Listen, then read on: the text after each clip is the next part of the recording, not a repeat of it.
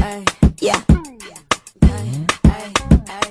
Miracles come while we in the fight. Don't give up and hold him tight. You will have a visible battle scar, but never forget who you are and fight, fight, fight.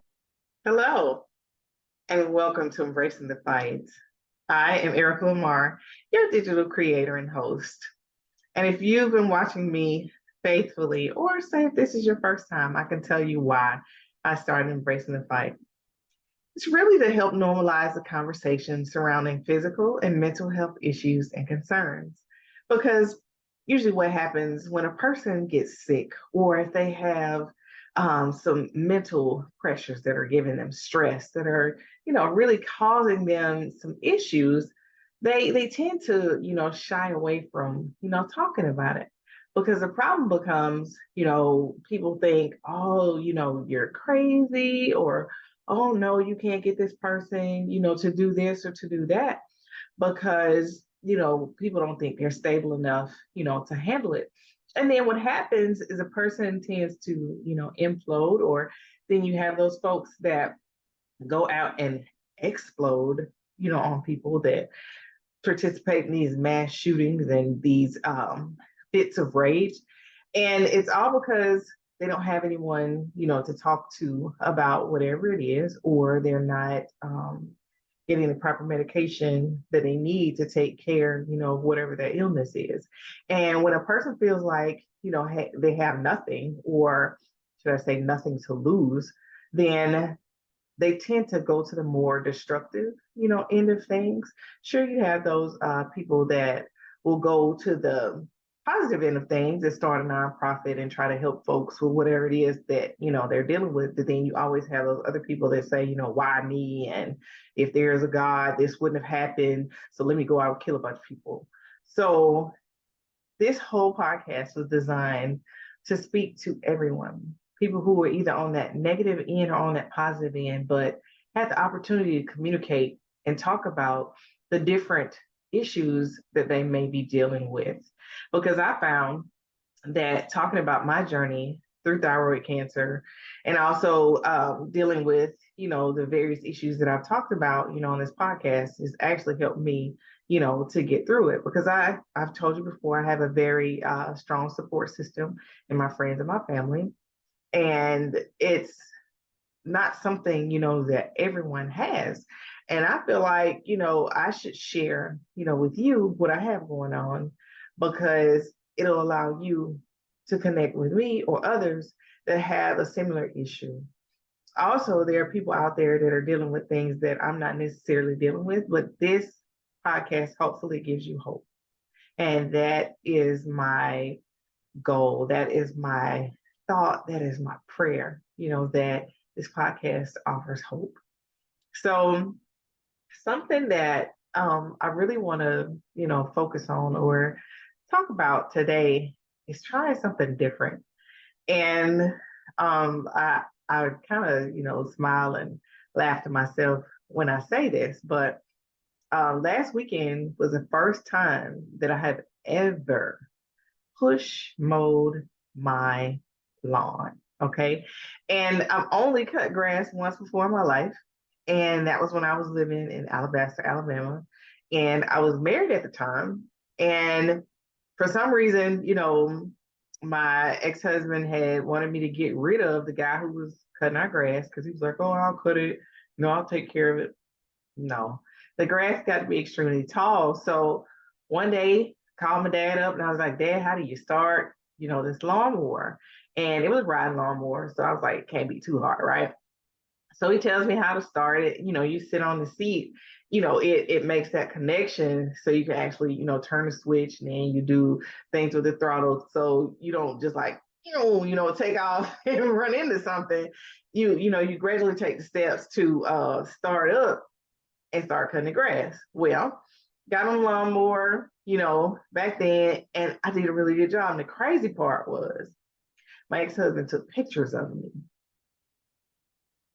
I hated, when I say hated those pictures, because at that point, how like you are, I guess, oblivious to, what you really look like. So, if you all recall in some of the other episodes, I talk about what it was like, in that marriage at that time. And I had gained, I was about 60, 70 pounds.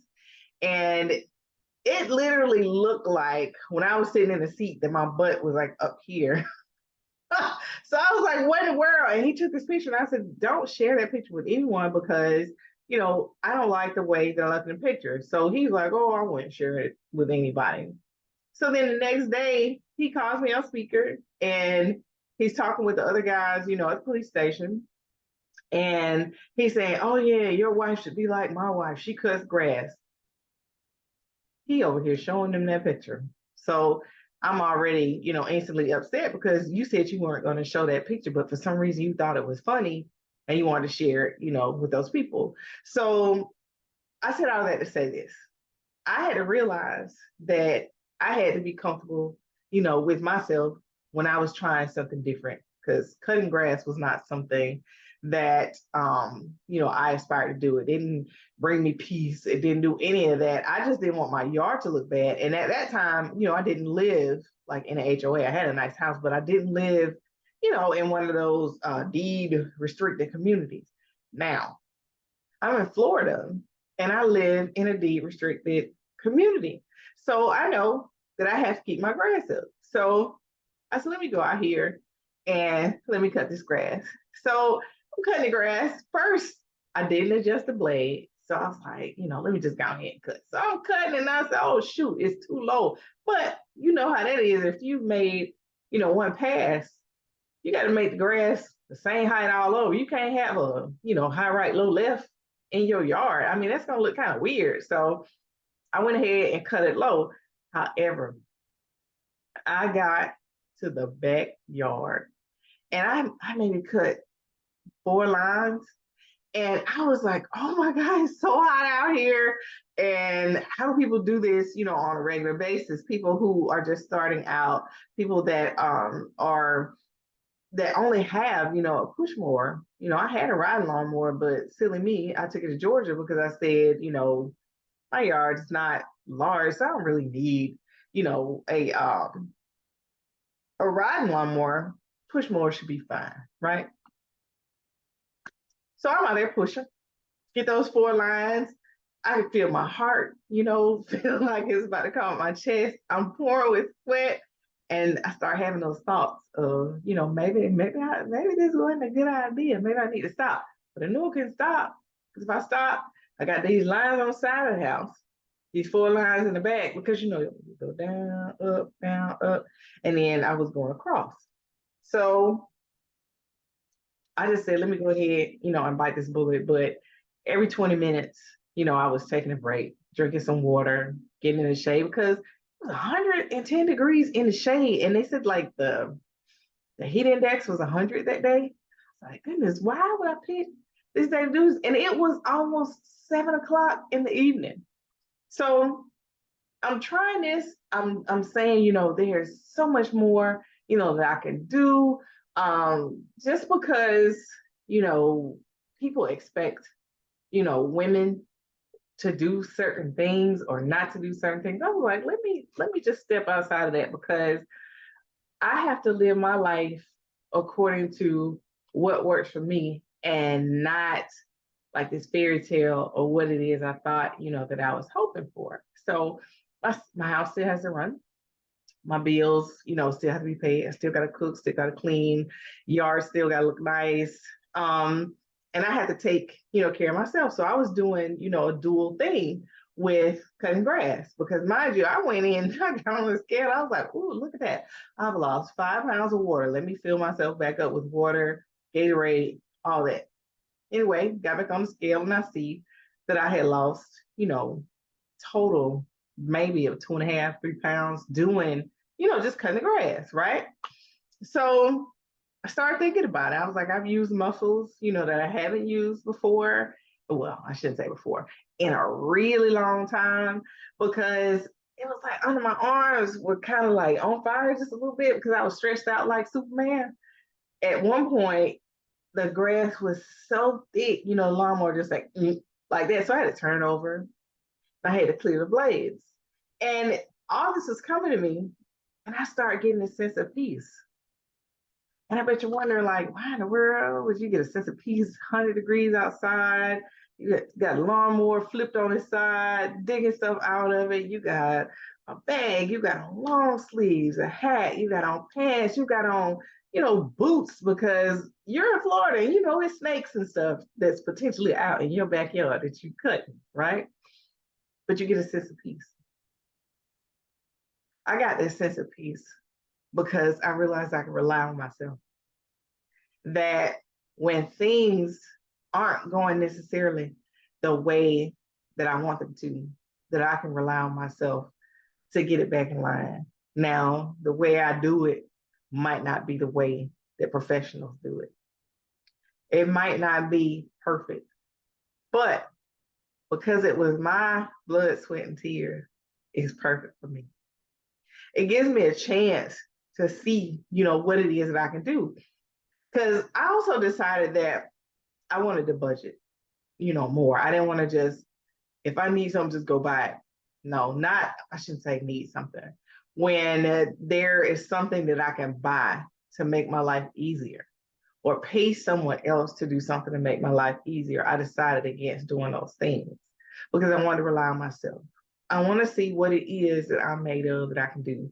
Because for the longest, I've had, pretty good jobs. And I've always had, a little bit of money, here and there. But after having all these different illnesses and being in a hospital, various times, I started to look at things a little different because it's like, what happens if I have another, major illness or something else? Then I'm really going to have to start, figuring out where this money's going to come from. And it's like you don't want to go to the bank. You don't want to go to people. You don't want to borrow this money. At least I don't, because I want to be, self-reliant. And no, it's not a pride thing. It's more of what other people have going on in their lives. That anything you take, from them, then it's like you have to give it back, of course. I'm not saying, just borrow money and don't return it, but you're taking something from their household at that moment that they might be giving up just to help you because they know that you'll never ask, for help, and you'll never ask for any money or anything like that.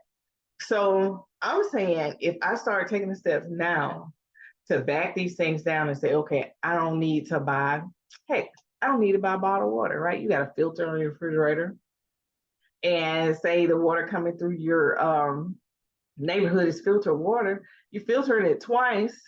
What do you think they do, with this spring water that you're buying in the store that's in this plastic container? And then if you read the plastic container, it says something like it causes cancer and it's not allowed in California and all this other stuff. And it's like, hey, I've been drinking all this bottled water and I had cancer twice. Does that have something to do with it? Maybe, maybe not. But I'm saying I'm starting to look at things differently because just because I can afford something or because I can spend the money on something, it's like, do I really need to if I can rely on myself? So you start looking at the world, look at technology, look at all the things that are solving problems. But those things that are solving problems are sometimes making us lazy, and those things that make us lazy don't help our health. So the more active you are, the more present you are in your health, the less likely you are to buy these things that bring out all these different conveniences. Now, I'm not saying don't do it. I mean, if you have the money, the means, and if it makes you happy, do it. Do whatever it is, whatever it is that makes you happy and makes your life easy. What I'm saying is I found that the more conveniences that I use, the more weight I've gained, the more I don't think about, just exercising, just outright going to run or to lift weights or ride a bike, play tennis, stuff like that. When I realize if I just take my little stuff out there and I cut the grass, that's exercise. I mean, it's hard exercise because cutting grass is not for the weak. I mean, I put my little, TikTok up so everybody can see that it's not for the weak because honey, it is not. Um, like I said, I realized that I use muscles cutting grass that I didn't remember having to use, or I didn't feel they were there. Like certain parts of my arms and legs were kind of sore, and I was like, I play tennis. Why do I feel like this? It's because you're not using all of your muscles in like everyday life. So think about it. You remember, your grandparents or great grandparents at some point, say they had to wash clothes with one of those rub boards and a tin tub. Now we got washing machines, right? I've seen pictures like of older people that had muscles, but they never been to a gym, or they had a very sleek, very nice frame, but they never been to a gym. It's because they were doing so much work outside. They were gardening, they were painting, they were cutting grass, tending fields. They were doing all these different things, and it was keeping them healthy and keeping their body strong. And then also, if you think about it, what were they eating? They were eating from the land. They weren't going to McDonald's. There was I can't remember what it was, but it was the first McDonald's commercial that say showed African American people. And I thought it was interesting because around that time, when that particular commercial was shown, my mom was telling me, how they always cooked at home, and going to fast food was like a treat.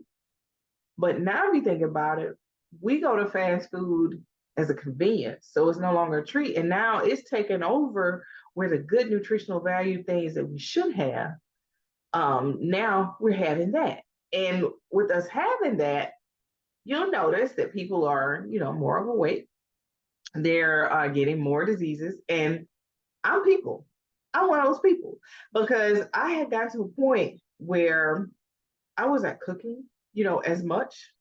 And it was easy. It was just me.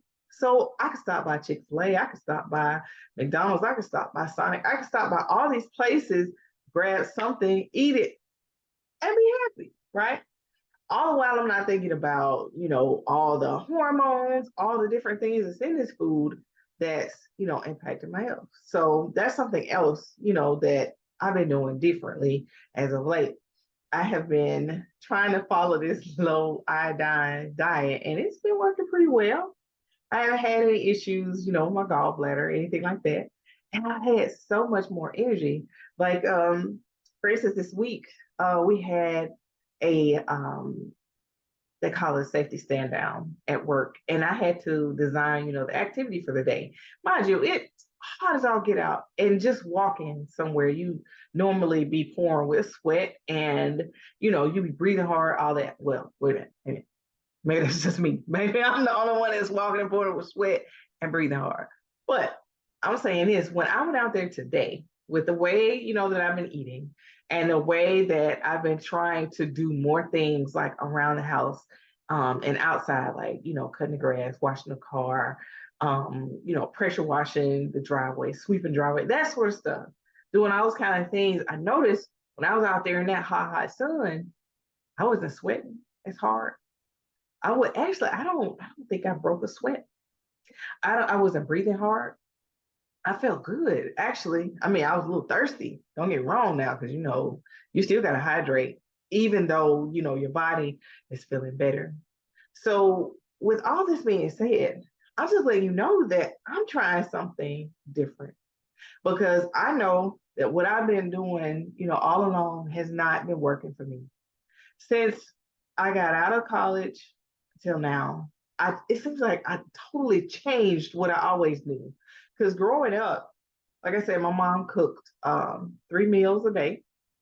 And well, if she didn't like cook lunch, she made, something for us to have like on the weekend.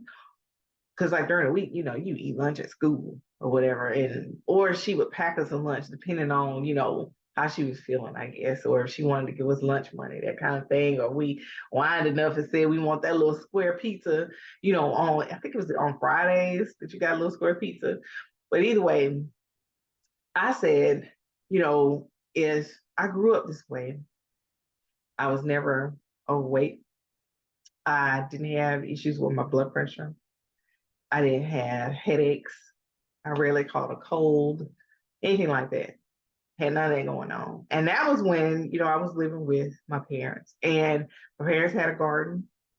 They had, sometimes they had a field or two that had like peas and corn and collard greens, and I want to say we had some watermelon too. We tried peanuts. It was different things out there, squash and okra and snap beans, things of that nature. They had a little bit of everything out there. We had our own little garden, our own field of things actually. And we had a garden. So it was, two separate things. And then we had cows, we had chickens, and we had pigs. Now, by the time I got to high school, all we had was, the cows. But from that, we were able to get, fresh eggs at some point. And sometimes, I remember, my dad taking the cows to the sale, but I don't ever remember him coming back, with any meat or anything like that. But I do remember one time that they did slaughter a cow, and my mom talked about how that was one of the hardest things that they had to do because there's so much cleaning and so much cutting and separating and salting and putting, in the freezer, to take care, of this meat. And we were eating steaks, ribs, tripe. We were eating all this stuff that was from a cow that hadn't had anything other than the grass that was grown out there, and it didn't have any pesticides or fertilizer or anything like that on it. And there was a sweet feed that they were given. And then it was some type of like cornmeal type feed. But everything that was given to them, there were any like additives or anything to it. So I remember eating like the freshest food and was always in great shape. Never had any issues on that. So then I got out of college and I just stepped away from that because I said, you know what? I want to eat what I want to eat. And doesn't have to be, freshly grown because that's hard work. You got to get out there, you got to dig, you got to till, you got to, put some type of fertilizer. They were using like cow manure and, compost and things like that to, put out there. And we used to have some of the best, freshest stuff. But to me, I was like, I just rather go over here, to Chick-fil-A and get something, tasty and quick. And over the years, I paid that no attention. I kept, saying to myself, what's the point of growing all this stuff if, you can get these conveniences? Well, fast forward, I look at both my parents now, and they are very, very close to 80 years old, right? They don't have like the major issues that you hear a lot of people, talking about because they have been trying to eat the right things. So sure, they do have their pork skins and they do have their ice cream and their soda, but it's not something that they eat every day. My mom makes fresh vegetables every day. She'll have meat maybe one meal, or I say 1.5 meals out of the day, because a strip or two of bacon really don't count, right? I can't, eat pork at all. I'm allergic. My mom, will still make my dad and her maybe a couple of strips of bacon, eggs and grits and things like that. But for the rest of their meals, my mom makes, some type of vegetable, some form of starch. She'll give my dad some kind of juice, or they might have some fruit around the house, but they eat a well-balanced diet. You don't see them like in the line at Chick-fil-A unless we're the ones like me, my brother, my sister, we're the ones bringing it to them. You're like, yeah, you want some Chick-fil-A? And they'll eat it and they'll enjoy it, but then it'll be a week, 2 weeks, 3 weeks, maybe even longer. If we didn't bring it to them, they wouldn't eat it because they eat the things that have sustained them and kept them healthy over the years. Like both of my parents still drive. They watch books. They read books and they watch like educational things that, stimulate the mind. Like they want to learn new things. And they're not sitting around saying, oh, I'm just so tired and I don't feel good and I'm not this and I'm not that. If my parents become ill, it's usually because of like a side effect from a medication or something that was prescribed to them, when they could turn around and try some of those old remedies that they used to use back in the day. And that's always been so interesting to me because I'm like, how in the world, mom can squat down, get on the floor, get up, and I'm sitting on the floor, and if I get up, if she gets up before I do, she's holding her hand back down. Somebody, do you need help? I'm like, no, I don't need no help. I might have to roll over to get up, but I'm gonna get up on my own. So I'm sitting here looking at her, and she just springs up. My dad's pretty much the same way. He can lay down on the floor, he can lay down outside. You see him climbing up trees and getting in the back of trucks and stuff like that. And I'm sitting here going, where's the ladder? I need a ladder to get up there. I can't climb like this. And I'm like, how in the world do I have two parents that are this active and this agile at this age, and I'm struggling? So I had to look at what I was eating and what I'm doing.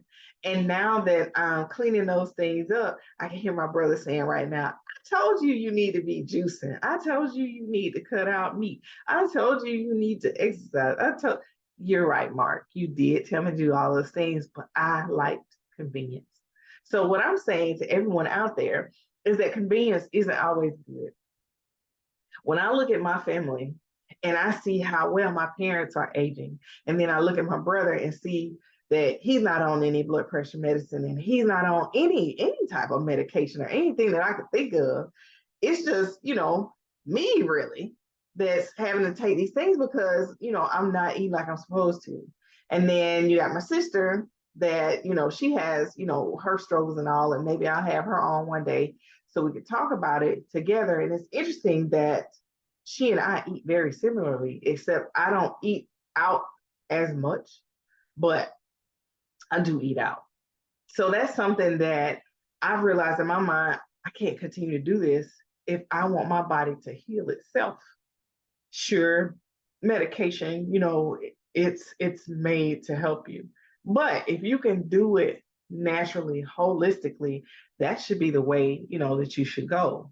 Because I feel like everything that can heal you grows, out of the earth. Of course, I need to do a little bit more study, but I feel like those things can help you rather than harm you.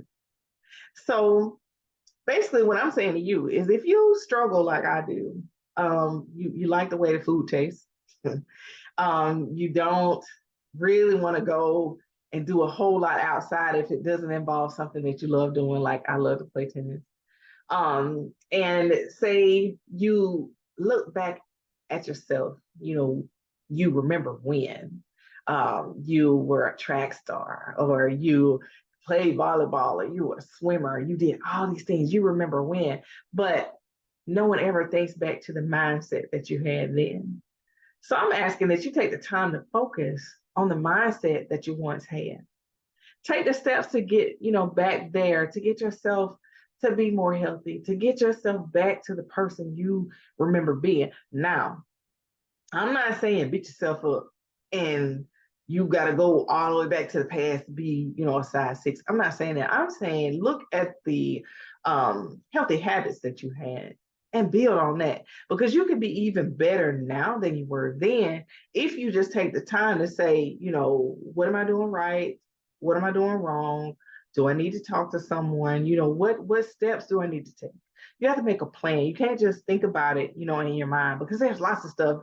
I'll give you an example. I'll be sitting at work and I'll be thinking, oh, I need to reorganize the shoes in my closet, or I need to make a grocery list, or I need to go get a bunch of school supplies to drop off, at the church. If you don't write those things down, you know what's going to happen. You're going to get home, you're going to sit down in that chair, and it's over. So you have to actually plan. You have to be deliberate. You have to say, this is what I am going to do to get better, to be a healthier me, to grow, to be strong, to get to a point where I'm not only healthy, but I'm happy about being healthy. So take that time with yourself to do this. And it's important that you do it. I mean, sure, like I said, you get your little phone out and you can make some little notes and stuff, but I found that if you, take a pen and a piece of paper, because that's going to be a lost art, really soon. Writing, you're going to get a pen and a piece of paper and you write down, your thoughts. You write down your feelings. Then you write down the plan that's going to help you get to the right thoughts and for you to feel better about yourself and about, your life in general. Because the change starts within you. So if you writing this stuff down and you're not reading it and you're not going in saying, okay, I'm gonna do XYZ to get to this, then what's the point of writing it down? So you have to commit to whatever you've written down and you have to say, I have to take these steps in order to get to this goal. Otherwise, it'll just be words on paper. And somebody will find it later on in life and read it and wonder if you ever reach those goals, depending on, how your life turned out, right? So do it for you, because I'm doing it for me. And I feel so much better. And I don't know if you can tell or not, but my face is starting to slim down and the numbers are also coming down on scale. And I said, when I do the actual radioactive iodine, uh, near the end of September, I'll be sharing, my weight. And I'll actually share some pictures like before and after so you can see, the changes. Now, might just be subtle, it might be a big difference because, my body does what it wants to do nowadays, no matter how hard I work. But I've learned to be patient with myself and I am learning to be consistent. I hope that you are inspired to do the same. Thank you so much for watching or listening to this episode of Embracing the Fight. I'm asking that you subscribe to the channel, Embracing the Fight, on YouTube, or you also go on to Apple Podcasts, you go on Spotify, and you share, this podcast. So if it's helping you, I know it can help someone else. And that's just my goal. I want to be a light so that I can bring others, one, to Christ, and to bring you back to yourself so you can be healed from the inside out. Have an absolutely amazing day.